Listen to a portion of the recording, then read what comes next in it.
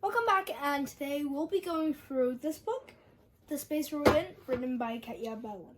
So first off, this book is an award-winning book, and Katia Bellin is the author of multiple books such as October and Foxlight.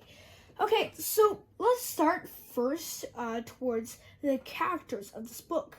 The characters of the story, The Space We're In, includes Mom, Dad, Max, and Frank, which are the four main characters. There's also Neil,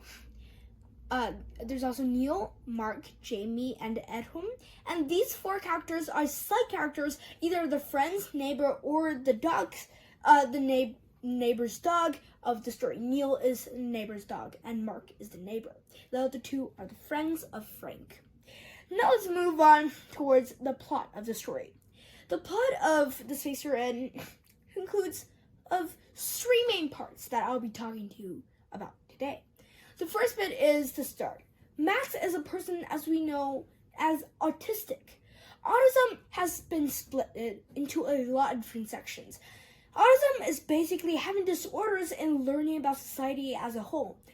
And Max is the worst sign of autism, making himself stupid, if we could say that, and also losing ability to read, and he can only do hand gestures, for example, sign language, to make out what he is trying to say. And Max, as a character here, has a lot of temper issues, meaning that he melts down every second. The first chapter is called Meltdown. And what that means is he'll be broken apart, affected by some small thing. For example, the larger sounds of an ambulance. And then the second effect I'll be talking to you all about is Mom's death. Frank has a mom that has a tumor in the brain. You can think about it as there's an extra piece of meat or a piece of skin that is trapped inside the brain. That stops the blood flow and can lead to death, and also seizures, for example. So at the celebration of Max's birthday, Mom fell down in the seizure, and seizures continued multiple times in the future. And once she had kind of big seizure. And then she was sent to the hospital. Doctors immediately used an x-ray and shot a laser inside her head, trying to get rid of the tumor, which is growing bigger and bigger by the day. However, this laser is actually ultra volted, and it used too much volt. And that led to, although it was working, it was destroying the tumor, one speck of that radiational voltage laser touched the brain.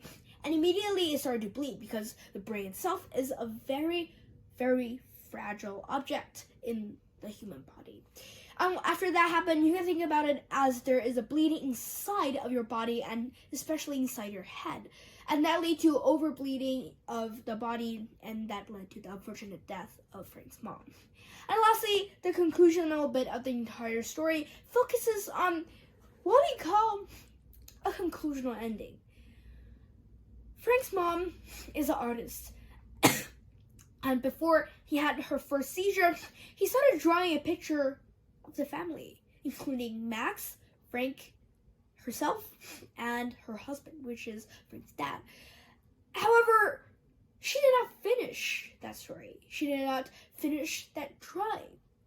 So Mark, also a art school friend of Frank's mom, also the neighbor of Frank, and Frank himself, helped in completing that picture. However, not in the conclusional way, but instead in a way talking about providing space and cosmic drawings for the rest of the entire page. And that would be the plot of the ending, and that drawing served as a well-done conclusion for the entire story. And now let's move on a bit towards the theme of this entire book. The theme of this book is, moreover, if you face life challenges, you'll always overcome them. Since Frank, after his mom died, he lost his biggest worship, his biggest idol inside his entire life. He felt that he cannot live. Max also. Max needed Mom to control his tempers. And without his mom, that stopped. However, they overcome the challenge. They drew a picture together. They started being more, temperate with each other. And that led to Max learning how to talk at the end of the story, not using, of course, his vocals, but his hands, using sign language. Max also learned to control his tempers and not be, really affected by all those small sounds. And listening to her story tells us this universal scene, and hopefully that we could all learn from it. So that'll be the end of today's book introduction, and I hope you like this book.